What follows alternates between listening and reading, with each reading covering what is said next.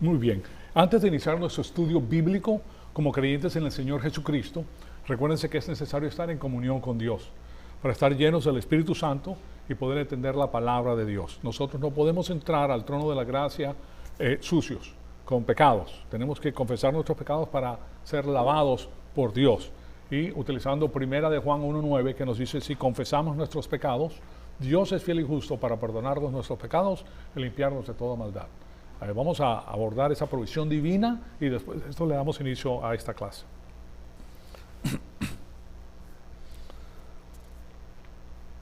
Amado Padre, en conjunto te damos las gracias por el privilegio extraordinario que nos das de permitirnos atesorar tu poderosa palabra en nuestros corazones.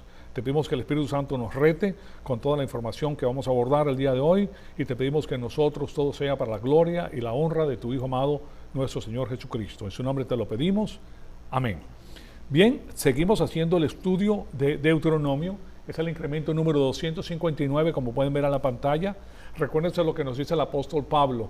No se adapten a este mundo, más bien transfórmense mediante la renovación de sus mentes para que verifiquen cuál es la voluntad de Dios, lo que es bueno, aceptable y perfecto.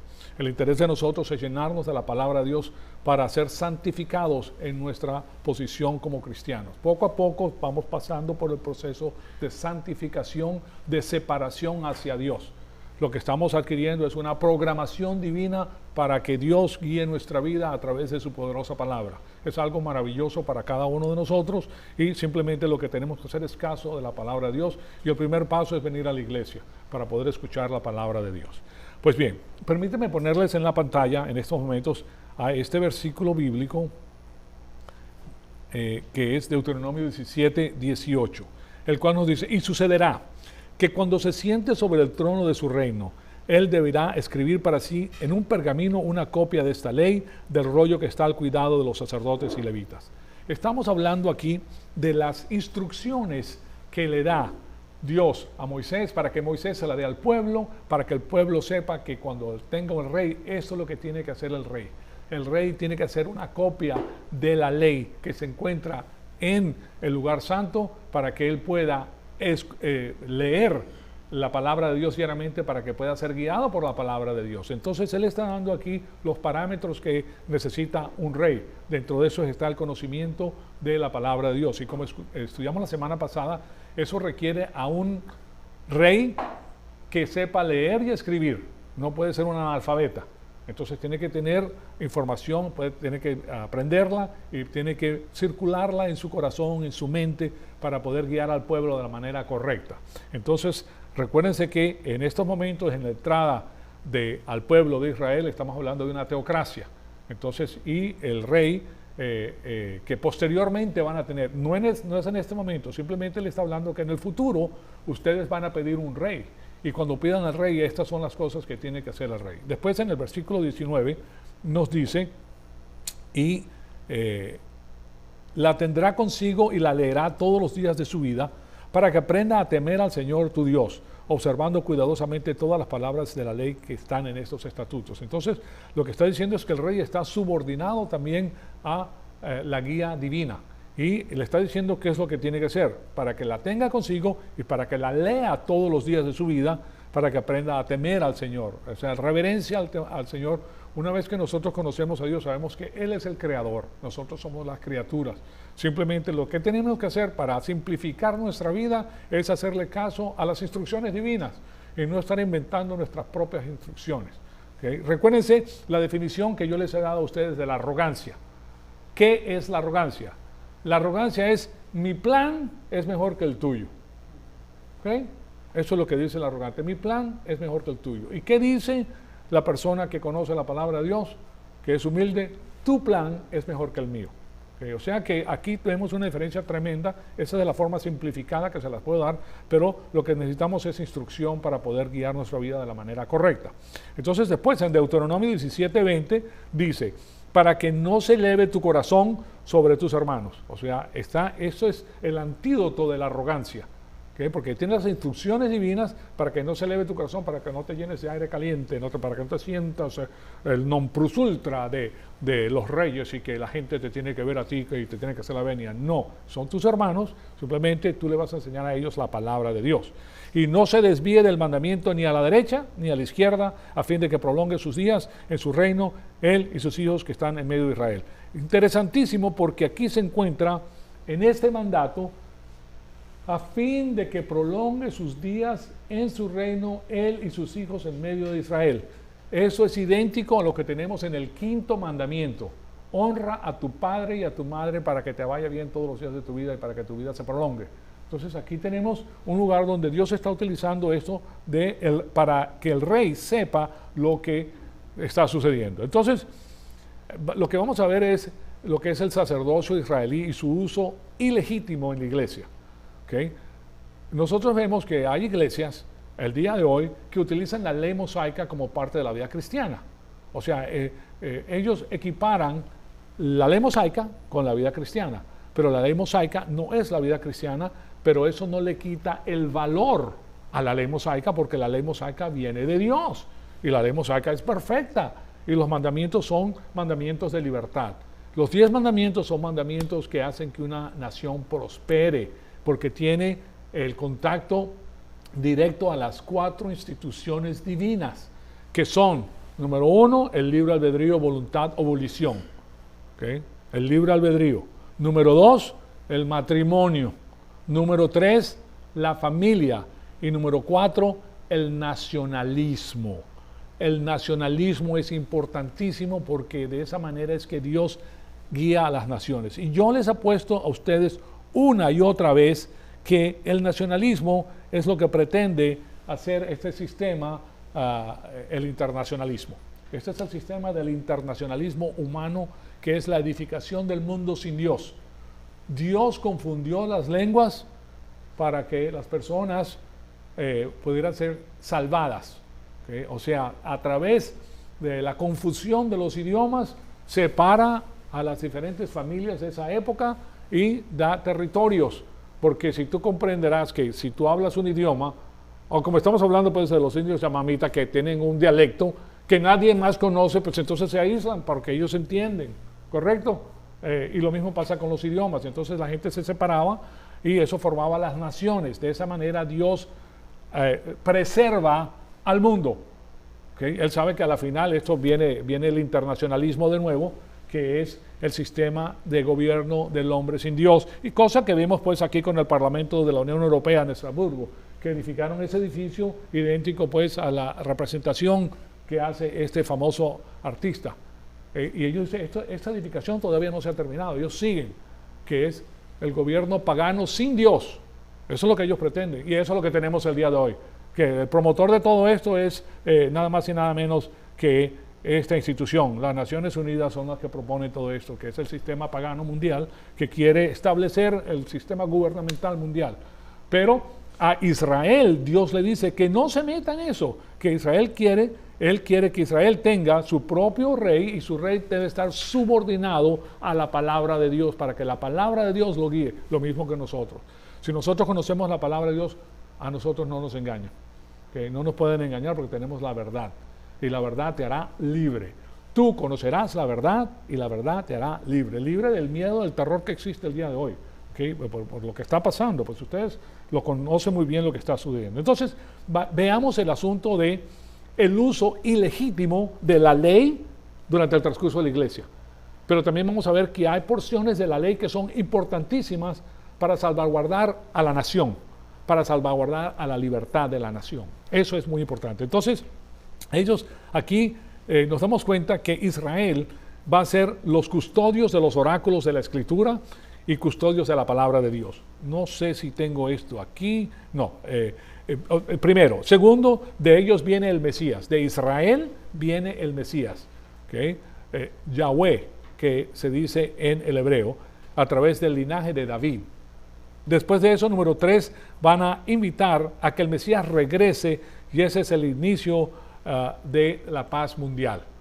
La paz mundial solamente va a existir cuando regrese el Señor Jesucristo a gobernar la faz de la tierra.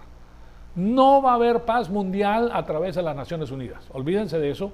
Lo que va a haber es guerras y rumores de guerras hasta mi regreso. Entonces, pero nosotros sabemos cuándo va a haber la paz mundial y no nos engañen entonces con este sistema mundial que lo único que propone es la mentira. Y eso va a traer lo que el hombre ha pedido por milenios, que es la paz, tener paz mundial. Y esa paz mundial va a estar dirigida por una teocracia, dirigida por ¿quién? Por el Mesías de Israel. ¿Okay? Eso es lo que tenemos. Entonces, eso era lo que gritaba esa gran multitud, miles de personas, cuando entró nuestro Señor Jesucristo, ¿verdad? A Jerusalén, porque había un grupo grandísimo de personas cuando nuestro Señor Jesucristo entra a Jerusalén que decían: bendito el que viene en el nombre del Señor. La semana pasada hablamos de esto, simplemente les estoy refrescando la memoria. Trágicamente era un asunto de labios para afuera, porque solo en cuestión de un par de días a Jesús lo crucificaron, y el mismo pueblo que estaba con él pues decía: crucifíquenlo. Pero había un grupo, un remanente dentro de ese grupo que sí era creyente, que sí era cristiano, que sí sabían que Jesucristo era el Mesías. Entonces, había algo popular acerca de él, pero obviamente pues que no eran todos los que eran. O sea que esa multitud con sus gritos en el versículo 9 nos deja saber que no todos eran seguidores genuinos del Señor, pero dentro de ellos había un remanente, un subgrupo de la nación que estaba con el Señor. Entonces les di la semana pasada a Mateo 21:9, que dice: y las multitudes que iban delante de él y las que iban detrás gritaban diciendo: Hosana al Hijo de David, bendito el que viene en el nombre del Señor, Hosana en las alturas. Eso están citando la Escritura. Eso es una cita de la Escritura del Antiguo Testamento. Entonces, ahora sí vemos pues al capítulo 23, que dice lo siguiente. Aquí es donde Jesús toma la misma cita que está escuchando el pueblo, que de paso el Sanedrín y los gobernantes escucharon y se alarmaron. Decimos, aquí tenemos un tumulto, una revuelta, porque escucharon este salmo. Entonces eso los alertó a ellos para ver qué podían hacer con este tumulto, con esta gente que estaba gritando todo esto.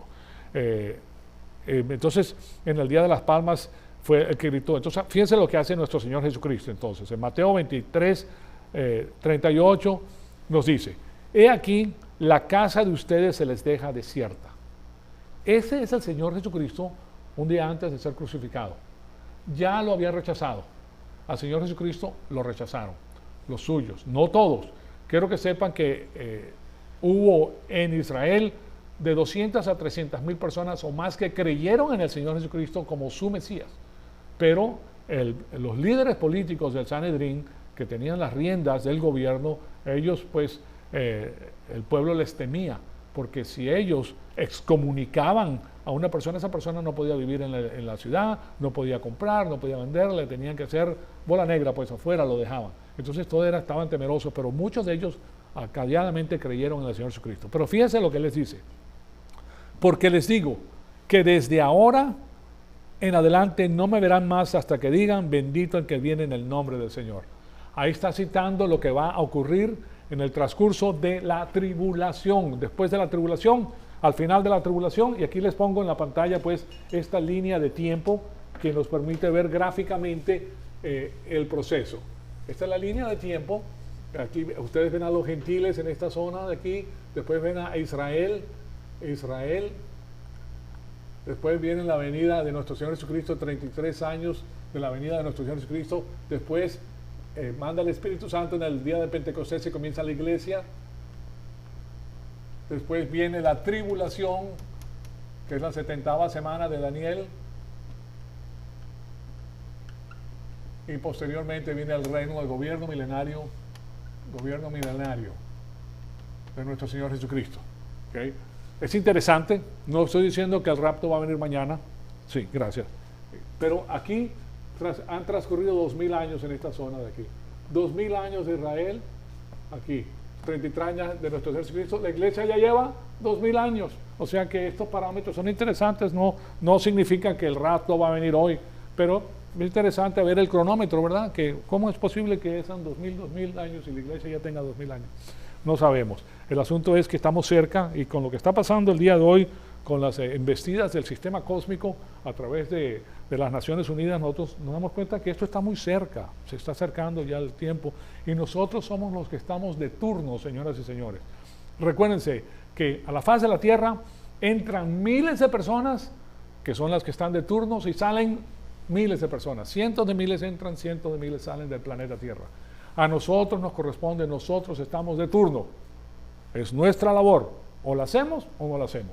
El asunto es que yo les dejo esa información para que lo tengan. Entonces, aquí lo que está diciendo nuestro Señor Jesucristo, que nuestro Señor Jesucristo está el día antes. ¿Qué fue lo que se cayó? No. El día antes de ir a la cruz, fíjense ustedes, el día antes de ir a la cruz, Él les está diciendo a ellos que esto, bendito el que viene en el nombre del Señor. El día antes, ¿correcto? Se los está diciendo, claro está, que ahora es levantado y es crucificado. Y les dice, no me verán más hasta que digan, en estos últimos días, bendito el que viene en el nombre del Señor. Se está dirigiendo a quién, con quién tenía su ministerio nuestro Jesucristo.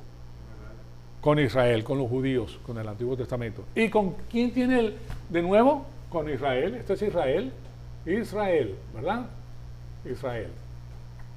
La 70ª semana de Daniel, la semana de los problemas de Jacob.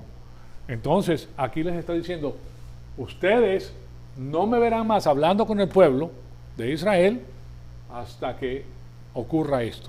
Claro está que ellos no veían que iba a existir la iglesia, nadie lo sabía. Nuestro Señor Jesucristo, el día antes de ir allá, fue que dijo, en el aposento alto, ¿verdad? Que eso lo descubrieron y eso, por eso pues lo llevaron a hacerles estos juicios ilegales. Entonces, aquí se está dirigiendo hasta Israel, hasta que digan bendito el que viene en el nombre del Señor.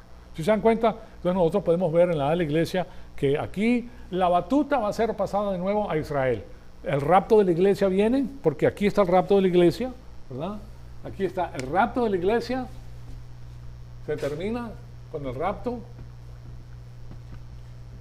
y después comienza la tribulación de 7 años, ¿verdad? En los 3 años y medio viene la formulación del templo, ¿verdad? Todo lo que sucede.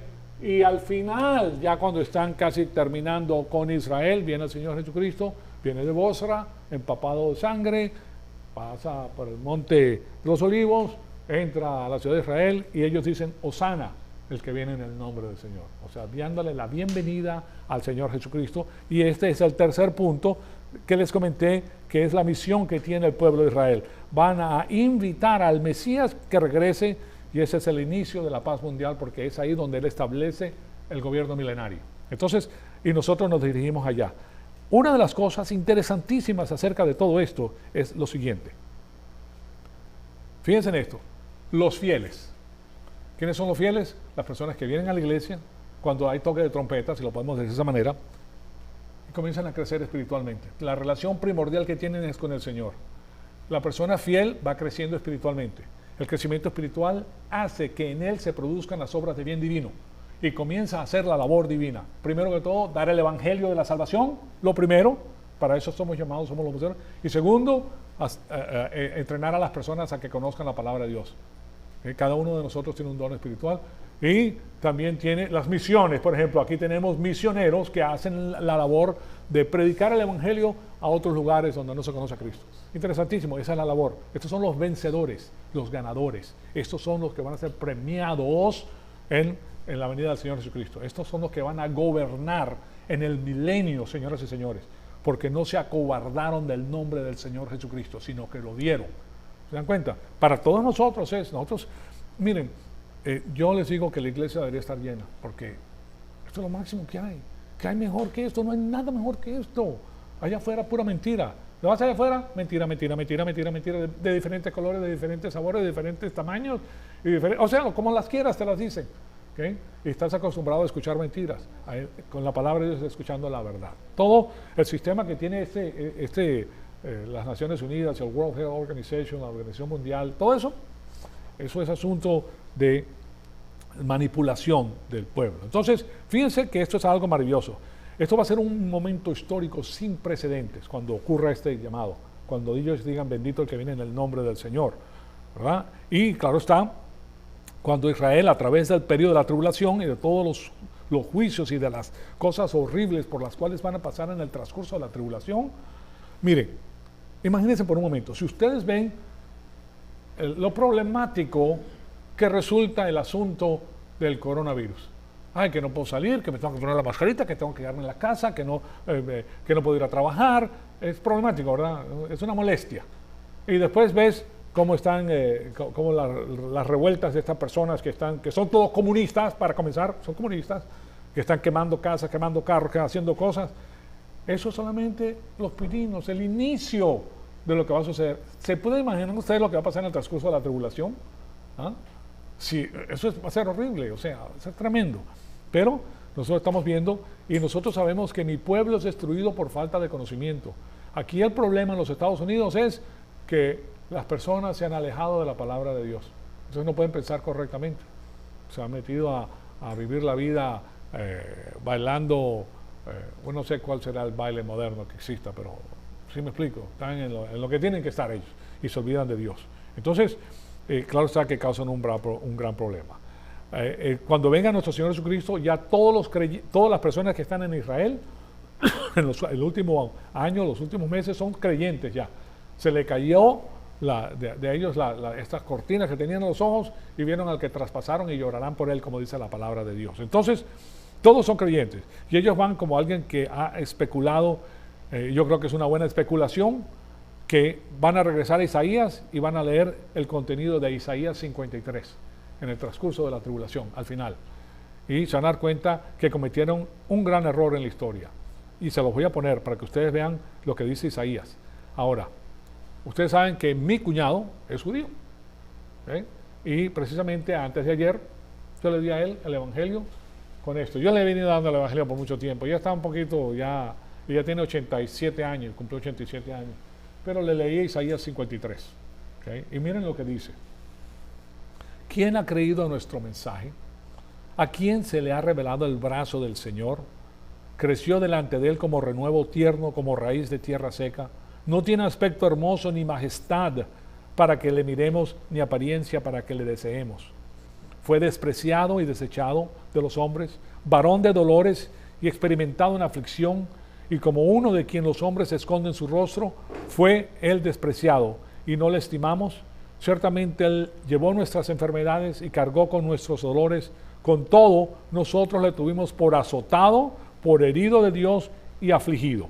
Y después en el versículo 5 dice, mas él fue herido por nuestras transgresiones. Está hablando del Mesías, o sea, aquí no hay duda alguna, ¿verdad? Y esto es lo que van a decir ellos en el periodo de la tribulación, antes de la venida del Señor Jesucristo. Mas él fue herido por nuestras transgresiones, molido por nuestras iniquidades, el castigo por nuestra paz cayó sobre él, y por sus heridas hemos sido sanados. Todos nosotros nos descarriamos como ovejas, nos apartamos cada uno por su camino, pero el Señor hizo que cayera sobre él la iniquidad de todos nosotros. Fue oprimido y afligido, pero no abrió su boca. Como cordero que es llevado al matadero y como oveja que ante sus trasquiladores permanece muda, no abrió él su boca. Por opresión y juicio fue quitado. Y en cuanto a su generación, ¿quién tuvo en cuenta que él fuera cortado de la tierra de los vivientes por la transgresión de mi pueblo, a quien correspondía la herida? Pues los judíos van a tener esto y van a decir, wow, ¿qué hicimos? Pero no van a ser los judíos del primer siglo, van a ser los judíos de esa época. Se van a dar cuenta. Y después, en el versículo 9, nos dice, se dispuso con los impíos su sepultura, pero con el rico fue su muerte, aunque no había hecho violencia, ni había engaño en su boca, pero quiso el Señor quebrantarle, sometiéndole a padecimiento cuando él entregue a sí mismo como ofrenda de expiación. Él es nuestra expiación, ¿verdad? Verá su descendencia, prolongará sus días, y la voluntad del Señor en su mano prosperará. Debido a la angustia de su alma, él lo verá y quedará satisfecho. Esta es la propiciación del Padre a través del Mesías en la cruz. Por su conocimiento, el justo, mi siervo, justificará mucho. Uno de los nombres del Señor Jesucristo es el justo. Él es el justo y el que justifica, ¿verdad? O sea que ahí están todos los marcadores que hablan del Mesías. Y dice, debido a la angustia de su alma, y lo verá y quedará satisfecho. Por su conocimiento, el justo, mi siervo, justificará a muchos y cargará las iniquidades de ellos. Por tanto, yo le daré parte con los grandes y con los fuertes repartirá sus despojos. ¿Quiénes son los fuertes? Los creyentes maduros, los que han sido fieles en pocas cosas. Sobre pocas cosas has sido fiel. ¿Sobre qué? Sobre 10 ciudades te pondré. Gobierno con el Señor Jesucristo. Él en este momento está a la diestra del Padre. Él es el que va a ser el gobernante del mundo entero. Y nosotros somos los que venimos a gobernar con el Señor. ¿Qué es más importante? ¿Okay?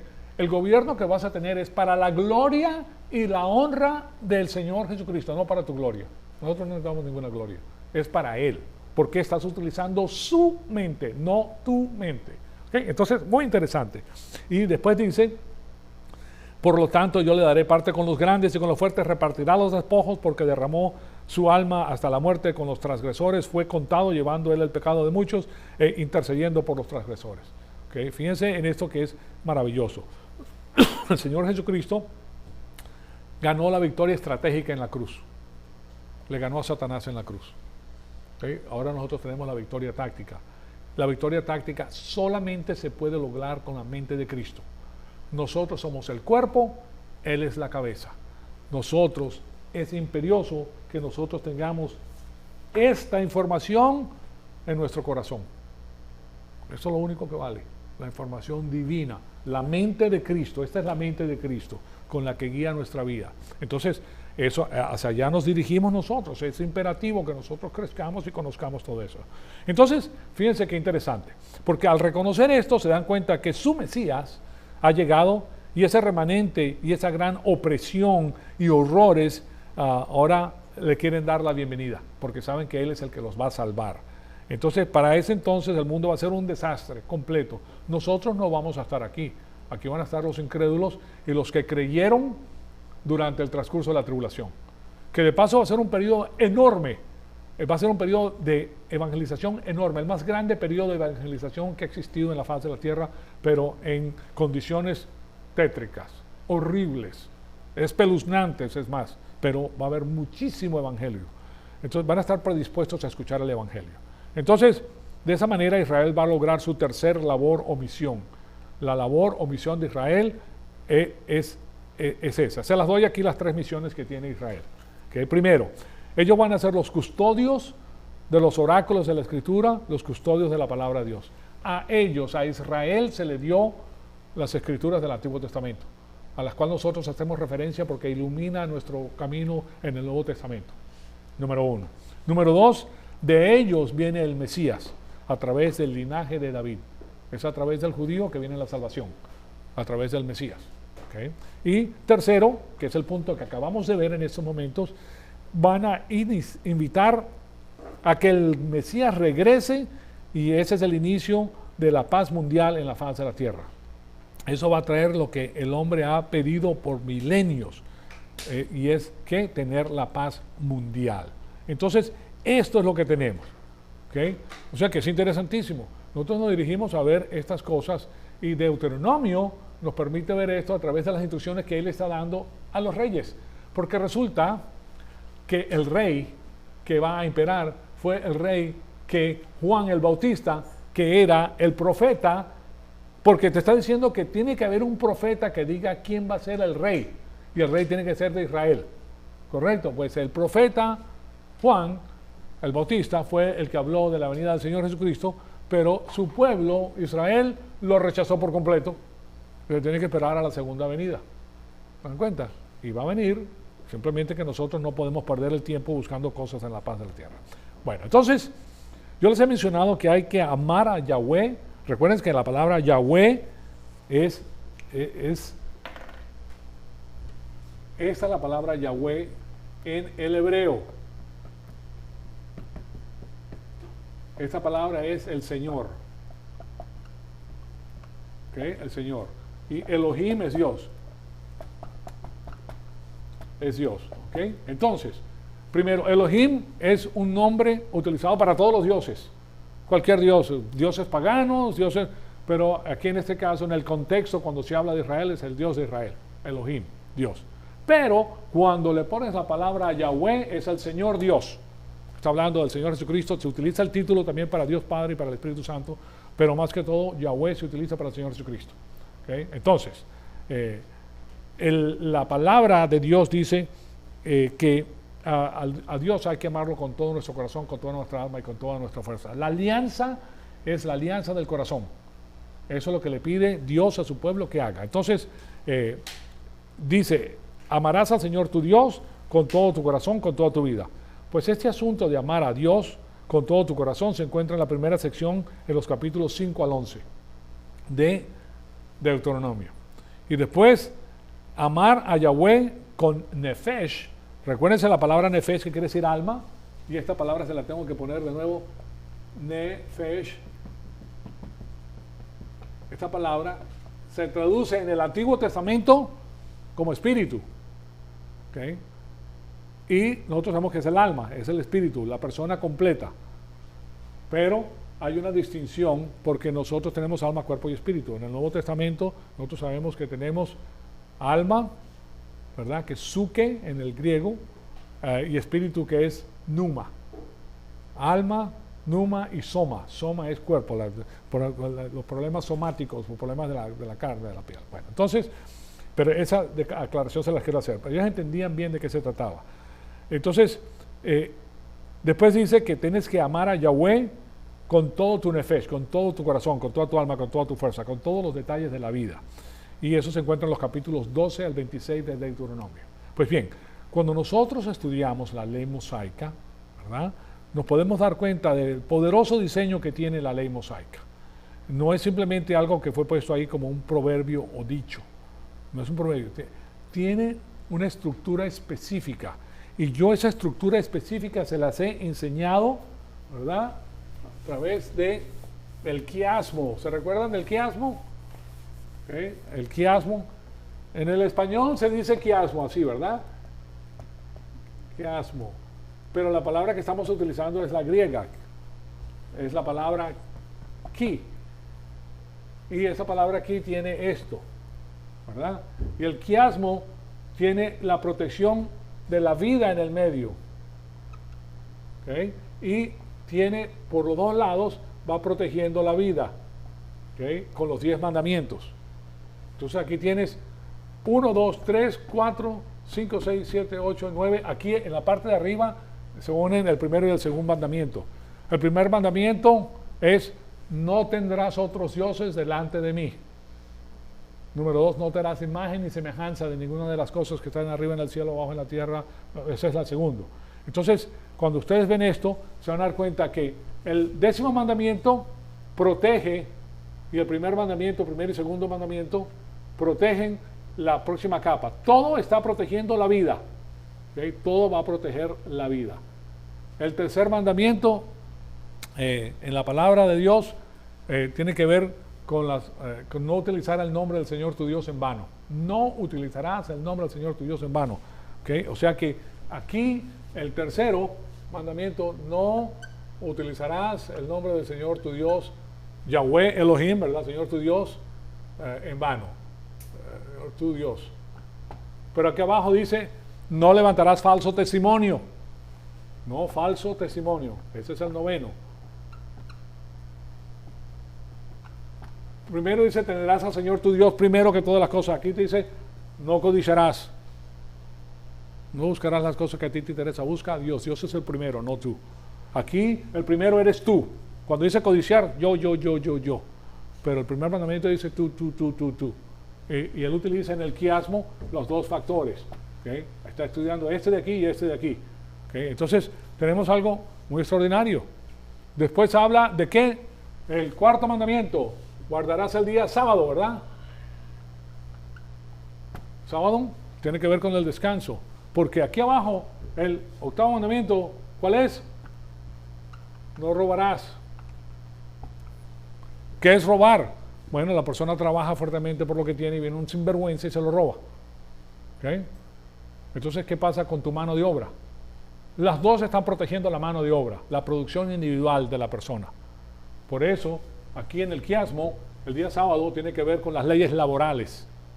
Tienes que tener un día de descanso, tienes que trabajar y lo que tú tienes te lo mantienes, ¿verdad? Y no robarás, es que tú no le vas a quitar el trabajo que tiene una persona porque le estás robando su nefesh. Eso es lo que dice la palabra de Dios. Él ha Para tener, si tú tienes un carro, ¿cuántas horas de trabajo le has metido para poder tener el carro? Entonces le estás robando esas horas de trabajo a la persona. ¿Te das cuenta? Entonces no sirve. Entonces esto está protegiendo a la vida. Y después, al quinto mandamiento, primero, segundo, tercero, quinto mandamiento, honra a tu padre y a tu madre. Y aquí, ¿qué dice el séptimo? No cometerás, ¿qué? Adulterio. Y esto tiene que ver con la segunda institución divina, que es el matrimonio. ¿Ok? Honra a tu padre, la autoridad, la familia, que protege la vida del individuo. ¿Qué protege más a un individuo que su padre y su madre? Tú estás ahí para proteger, esos son mis hijos, yo los educo, yo quiero lo mejor para ellos. ¿Quién quiere lo mejor para sus hijos que los padres? Nadie. ¿Que el gobierno quiera lo mejor para tus hijos? ¿Sí me explico? Entonces, los 10 mandamientos son mandamientos para la libertad humana, la libertad humana. Y habla del libre albedrío, volición número 1, matrimonio número 2, familia número 3 y nacionalismo número 4. Y para nosotros eso es una lupa. No, vamos a ponerlo como un filtro. Vamos a ponerlo de otra manera. Aquí va. Es la fórmula. En nuestra vida nosotros podemos utilizar fórmulas. Si tú ves algo, le aplicas la fórmula y no encaja con la fórmula, no te sirve. A otra cosa mariposa, porque vas a salir mal. Entonces, con esas 4 instituciones tienes la fórmula para ver si te están diciendo la verdad o la mentira. ¿Cómo? Bueno, si te dicen, bueno, las drogas están bien, no tiene nada de malo que te fumes una marihuana. Primero que todo está metiéndose con ¿qué? Con tu volición o voluntad. Número 1, ¿está bien o está mal? Mal, porque está contra la voluntad del individuo. Está echando abajo las drogas, se echan abajo el libre albedrío de la persona. Se le daña el libre albedrío, o sea, es manipulado químicamente para que no tome las decisiones correctas. Número 1. Pones el filtro, el matrimonio. La pornografía está bien, no te preocupes, todo el mundo lo hace, total, es un poquito de diversión. No. El matrimonio no necesita de eso. El matrimonio necesita el amor entre un hombre y una mujer. Entonces, ¿qué pasa con la pornografía? Que destruye el matrimonio. ¿Cómo lo destruye? Socavando la autoridad del hombre en la familia. Si el hombre expone a la mujer a la pornografía, está socavando su propia autoridad, se está dando machete a sí mismo. ¿Okay? Así de simple. Es difícil verlo porque eso está por todos lados, pero eso es lo que pasa. Cuando la autoridad viene y te dice que tus hijos tienen el derecho de decirle a las autoridades que tú les estás dando un par de nalgadas. ¿Qué está haciendo eso? Está socavando la institución de la familia, la tercera institución divina. Entonces tú tienes los filtros ahí, tú tienes las fórmulas que te van a saber eso es bien, esto es mal. Cuando te hablan del internacionalismo, ¿verdad? Que la paz mundial, que la globalización y que nosotros vamos a tener un lugar que gobierna el mundo entero, la alarma, la bandera roja se levanta, porque está en contra del nacionalismo. Entonces, ¿cómo puedes votar tú cuando vas a la votación por un presidente? ¿Qué fórmula vas a utilizar? Vas a utilizar la fórmula que te dice qué presidente es nacionalista y qué presidente es internacionalista, porque el internacionalista es satánico, está en contra de la voluntad de Dios, ¿correcto? Entonces no nos interesa. ¿Se dan cuenta lo fácil que la palabra de Dios hace en nuestra vida? Facilísima, solamente hazle caso a la palabra de Dios, ¿correcto? Pues fíjense ustedes que la palabra de Dios nos guía, esa es la mente de Cristo guiando nuestra vida. Simplemente hazle caso a Dios. No, pero es que soy muy inteligente y yo tengo que darle la vuelta y tengo que hacer. Hazle caso a Dios. No te pongas a inventar nada. Ya Dios lo hizo todo. Él es el creador. Entonces, no es simplemente algo que está puesto ahí, la ley mosaica. No es un proverbio o un dicho. ¿Okay? Esto es un sistema coordinado que entrelaza un sistema económico y de ética del Antiguo Testamento. O sea que Dios está diciendo, si tú sigues mi ética, yo te voy a prosperar. Los 10 mandamientos son la fórmula de la prosperidad. No para vivir la vida cristiana que te vas a ganar puntos con Dios. No. Él te va a bendecir a ti a través de la ley mosaica, porque tiene las normas y los principios de Dios. ¿Okay? No es que te vas a ganar puntos con él y que yo lo hago, que yo soy muy firme y mira estos pecadores aquí, yo no hago nada de eso y te vas a poner a juzgarlos. No, Señor, ese no es tu lugar. Él simplemente está diciendo, tú haz las cosas que yo te digo, ¿verdad? Y aplica la palabra y tú verás cómo yo te voy a prosperar. Y la gente se queda loca y dice, pero ¿por qué le va tan bien a esta persona? ¿Por qué está tan feliz y por qué se ríe? Bueno, porque tiene a Dios y está contenta, tiene todo lo que necesita. Entonces, es algo maravilloso. El asunto es que Dios prepara estas leyes y al reflejar en ellas desde el punto de vista económico, entonces nos damos cuenta que la obediencia al Señor por medio de estos componentes produce una enorme prosperidad económica a través de toda la tierra de Israel. Entonces, ahora nosotros vamos a prestarle al Antiguo Testamento, vamos a prestar la ley mosaica del Antiguo Testamento, porque aquí imperaba la ley mosaica, ¿verdad? La ley mosaica, que de paso, aquí hay 1, 2, 3, 4, 5, 6, 7, 8, 9 y 10. Y aquí hay 1, 2, 3, 4, 5, 6, 7, 8, 9 y 10. No es como la película del Éxodo que tiene 5 y 5. No. Esto es una copia. Son copias, una para el pueblo y otra para Dios. ¿Dónde se llevaban? Al templo. ¿Okay? Así de simple. Pero era la copia, porque son contratos. Dios hace contrato con el pueblo de Israel. Si tú te compras una casa, tienes un contrato. ¿Okay? El que te la vendió tiene la copia del contrato, tú tienes la otra copia. ¿Okay? Si hay un cambio, tienes que firmar las dos para que se sepa que... ¿okay? Eso es lo que hace Dios con el pueblo de Israel. Le da el contrato y él sigue su contrato. El pueblo sí... es infiel, pero Dios permanece fiel, Él no se puede negar. Entonces, no es que nosotros estamos utilizando la ley mosaica como el método espiritual de vivir nuestra vida, no. Estamos utilizando para la prosperidad. Si tú lo utilizas, tú vas a prosperar. ¿Por qué ustedes creen que los judíos prosperan en todas partes del mundo? ¿Por qué? ¿Porque son muy buenos? No, porque siguen la ley. Ellos, los que se pegan a la ley, prosperan. ¿Okay? Entonces, porque cuando salió el pueblo de Israel de Egipto, salió con una mentalidad de esclavos. Entonces ellos tenían que tener una formación y una guía, y esa guía era para su prosperidad. Tú sigues estos principios, tú vas a prosperar. Tienes que prosperar. No le tienes que pedir a Dios que te prosperes, no. Esa oración no la tienes que hacer. Él te va a prosperar a ti, porque está siguiendo lo que Él ha hecho. Entonces, y es parte de la mente de Cristo también. Es el Mesías de Israel. En su acercamiento, entonces, tenemos unas recompensas y castigos que Dios utilizaba con Israel, y las recompensas literalmente eran bendiciones económicas, riquezas que iban a ser de ellos si obedecían a Dios, pero estaban condicionadas en la obediencia a Dios.